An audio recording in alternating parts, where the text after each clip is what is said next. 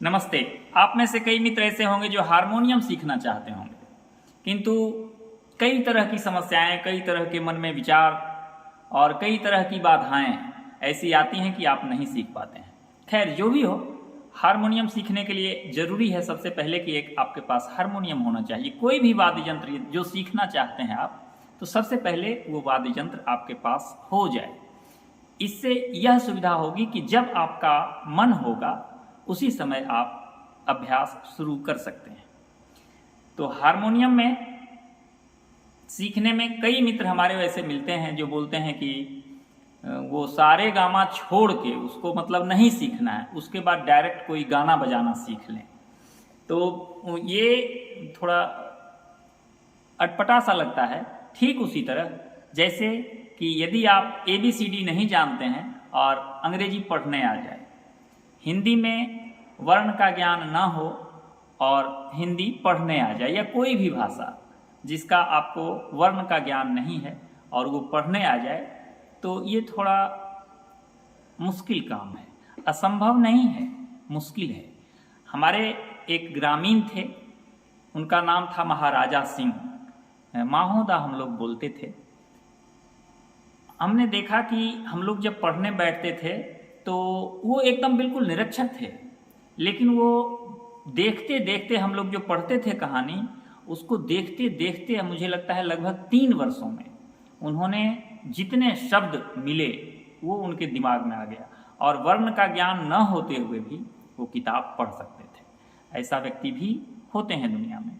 तो सारे गामा सीखे बिना भी गाना बजाना, ये धुन निकालना सीखा जा सकता है, लेकिन ज़रूरी है और बेहतर है कि हम पहले सारे गामा सीखें और उसका अभ्यास करें।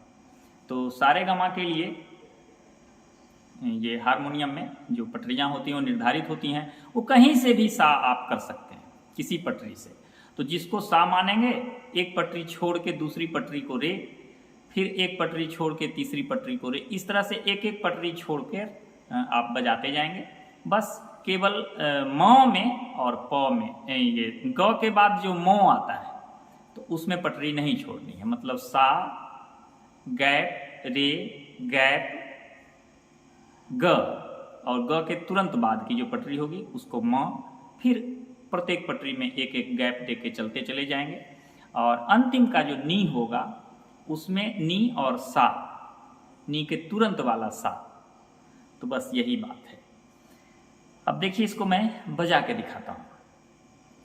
हमारी जो आवाज़ है वो हारमोनियम की आवाज़ से टैली करनी चाहिए। सबकी आवाज़ अलग अलग होती है, तो जिनकी जहाँ से टैली करती है, पहले सा को पहचानना है कि हमारा सा कहाँ से है। किन्हीं की आवाज़ जैसे है हा, किन्हीं की इतनी मोटी आवाज़ है, किन्हीं की मेरी जैसी है, किन्हीं की मुझसे पतली आवाज़ है। तो हमको ये देख लेना होता है। सभी पटरियों को दबाएंगे, यहाँ रिलैक्स हो जाता है। ये सा, सा रे ग म प ध नि सा, सा नि ध प म ग रे सा। इसी को थोड़ा और सुंदर लगे तो इसको थोड़ा सा और स्टाइल में या कुछ अपना भाव उसमें व्यक्त कर सकते हैं। सा रे ग म प ध नि सा, सा नि ध प म ग रे सा, सा रे ग म प ध नि सा, सा नि ध प म ग रे सा, सा रे ग म प ध नि सा, सा नि ध प म ग रे सा।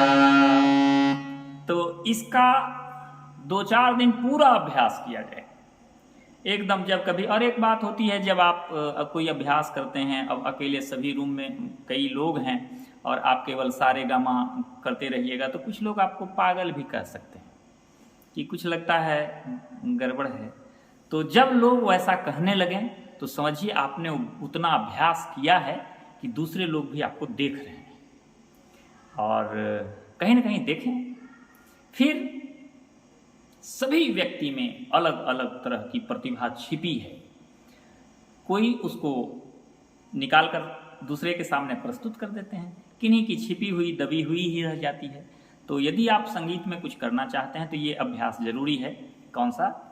सा रे ग म प ध नि सा रे ग म ग रे सा रे ग म प ध नि सा रे ग म ग रे सा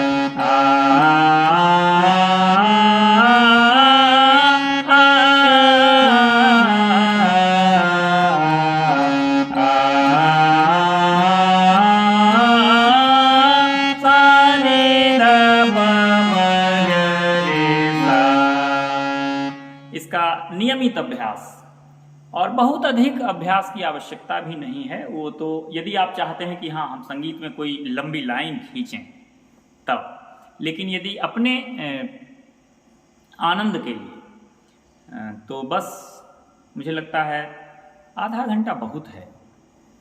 आधा घंटा प्रतिदिन यदि किया जाए तो बहुत हो जाता है, मतलब एक महीना में 15-16 घंटे का अभ्यास हो जाता है तो बहुत है। और किसी दिन हो सकता है आपको जब अधिक मन लगने लगेगा तो आधा घंटा से अधिक भी कर सकते हैं, 1 घंटा भी कर सकते हैं यदि समय मिलता है तो।